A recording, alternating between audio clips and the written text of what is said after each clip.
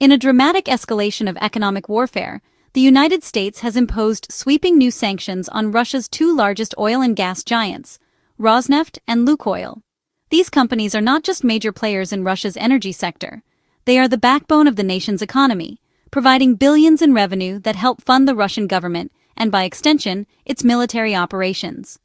This marks a sharp and unprecedented shift from previous U.S. policy, which had deliberately avoided targeting Russia's core energy sector in hopes of keeping diplomatic channels open and avoiding global energy shocks. For years, Washington hesitated to strike at the heart of Russia's economic power, fearing the ripple effects on global oil prices and the world economy. But now, the calculus has changed. The move comes in direct response to a devastating new wave of Russian airstrikes in Ukraine, which have left cities in ruins and civilian lives shattered. These attacks have made it clear that previous measures were not enough to deter Moscow's aggression. The Biden administration, facing mounting pressure from allies and the international community, has decided that stronger action is necessary. Washington's patience has run out, and the message is unmistakable. These new sanctions are designed to do more than just send a warning. They aim to cripple the financial engine behind President Putin's war machine. By targeting not only the parent companies but also dozens of subsidiaries and affiliates, the U.S. hopes to cut off the flow of money that sustains Russia's military campaign. The sanctions will freeze assets, block transactions, and make it nearly impossible for these companies to do business internationally. The U.S. now stands firmly with its allies, including the European Union and the G7, sending a unified and powerful message to Moscow. Continued aggression will have severe and lasting economic consequences. This coordinated effort is meant to maximize pressure on the Kremlin and demonstrate the resolve of the international community. By striking at the very heart of Russia's economy, its energy lifeline, the United States hopes to force President Putin to reconsider his strategy. The ultimate goal is to bring Russia back to the negotiating table, to seek a diplomatic solution, and to end the violence in Ukraine. Whether these measures will succeed remains to be seen, but the stakes could not be higher for both Russia and the world. At the center of this crisis are three leaders: President Trump, President Putin, and President Zelensky. Trump, once a would-be mediator, now leads the Western effort to isolate Russia economically. Putin, undeterred by mounting pressure, frames the war as essential to Russia's interests and refuses to yield occupied territories. The new sanctions directly challenge his authority and test the resilience of Russia's economy. Zelensky, meanwhile, has become a symbol of resistance, rallying global support and welcoming the U.S. move as a vital step. The interplay between these leaders will shape not only Ukraine's fate, but the future of international order. Their next moves could set the precedent for how the world responds to aggression in the 21st century. The U.S. sanctions are a direct assault on Russia's economic core, freezing assets and targeting the very heart of the country's energy sector. By locking down financial resources and blocking access to international banking systems, the U.S. is sending a powerful message to Moscow and the world. These measures are not just symbolic. They are designed to inflict real pain on the companies that fuel Russia's economy and, by extension, its military ambitions. The sanctions ban American entities from any dealings with Rosneft and Lukoil, effectively cutting off two of Russia's largest oil producers from the world's most influential financial markets. This means no new investments, no access to U.S. technology, and no partnerships with American firms. The ripple effects are immediate and severe, as contracts are canceled and joint ventures grind to a halt.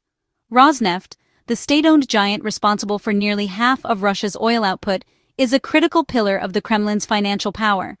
The company's revenues are a key source of funding for the Russian government, including its military operations. By targeting Rosneft, the U.S. aims to choke off a vital stream of cash that supports the war effort, making it harder for Moscow to sustain its campaign. Lukoil, Russia's largest private oil company, is also ensnared in the sanctions net. This move signals that no major energy firm, whether state-owned or private, is immune from international pressure. Lukoil's global operations and partnerships are now under threat, and its ability to do business abroad is severely restricted. The reach of these sanctions extends far beyond Russia's borders. Foreign companies and financial institutions around the world now face the risk of U.S. penalties if they continue to do business with Rosneft or Lukoil.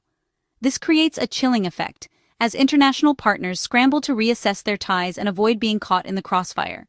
Major buyers like China, India, and Turkey now face a stark choice: risk U.S. wrath and potential secondary sanctions, or seek new energy sources to keep their economies running. These countries must weigh their energy security against the threat of losing access to American markets and financial systems, a dilemma with no easy answers. For Rosneft and Lukoil, the fallout is immediate and potentially devastating. Cut off from global capital, advanced technology, and lucrative export markets, both companies face an uncertain future. Their ability to maintain production, invest in new projects, and pay their workers is now in serious jeopardy. The message from Washington is clear: funding the war will come at the cost of economic isolation. For Russia's oil giants, the stakes have never been higher. The trigger for these sanctions is Russia's relentless aggression and refusal to negotiate peace. Despite repeated diplomatic efforts, Moscow has rejected every overture, including a recent European-backed peace plan.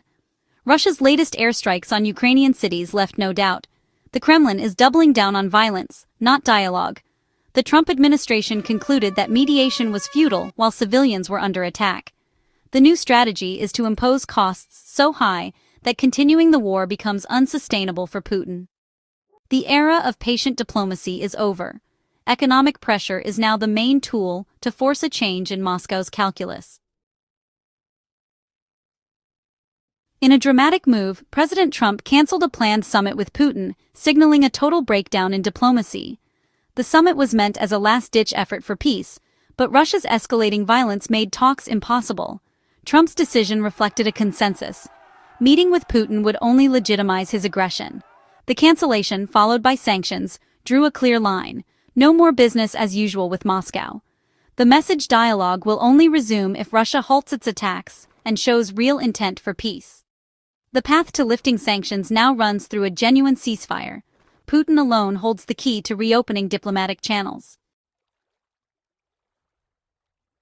The United States is not acting alone in its response to Russia's actions. Far from it. In fact, the global reaction has been marked by an unprecedented level of coordination and unity among Western nations and their allies. Western allies, including members of the G7 and G20, have come together to tighten the economic noose on Moscow, sending a clear message that aggression will not go unpunished.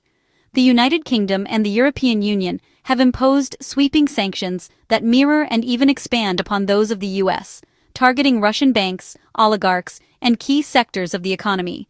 Perhaps most significantly, the EU has committed to phasing out Russian gas imports by 2028, a move that will reshape Europe's energy landscape and reduce Moscow's leverage over the continent. NATO and EU leaders have publicly praised this coordinated action, emphasizing that such unity is vital not only for Ukraine, but for the future of international law and the rules-based order. Across capitals, leaders have made joint statements and held press conferences, underlining their shared commitment to supporting Ukraine and holding Russia accountable. This unity amplifies the impact of sanctions, making it far more difficult for Russia to circumvent restrictions or find willing partners elsewhere.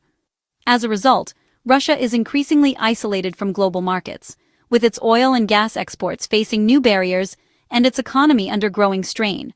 Major Russian banks have been cut off from the SWIFT international payment system, making cross-border transactions more difficult and further squeezing the Russian economy. Beyond sanctions, NATO and EU members are providing Ukraine with a steady flow of military equipment, financial support, and humanitarian aid, helping the country defend itself and care for its people.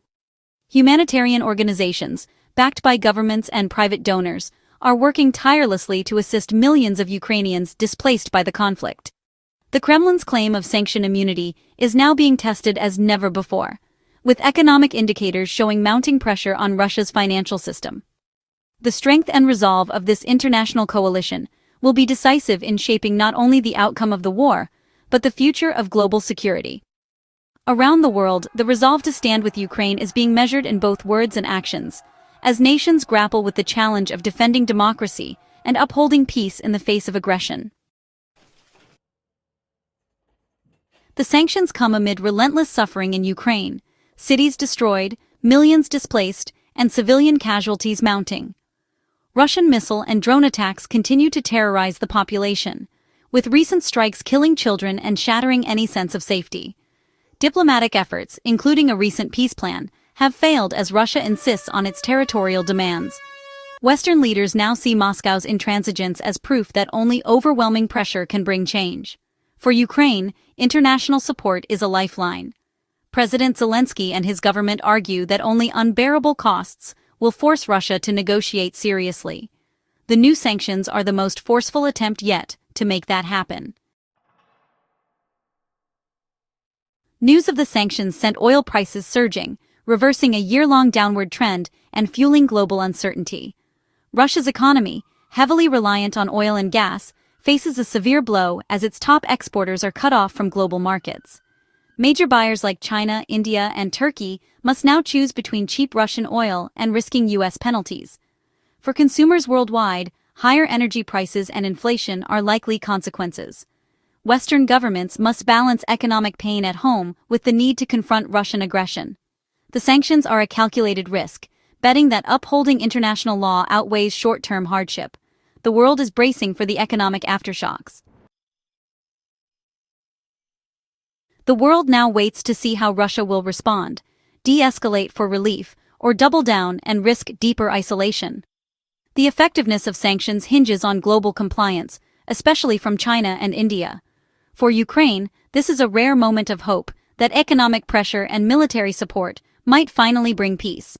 The West's unity and resolve will be tested as the costs mount. These sanctions are more than policy. They're a turning point in the use of economic power to shape global security. The stakes are enormous. The future of Ukraine, global energy markets, and the rules of the international order all hang in the balance.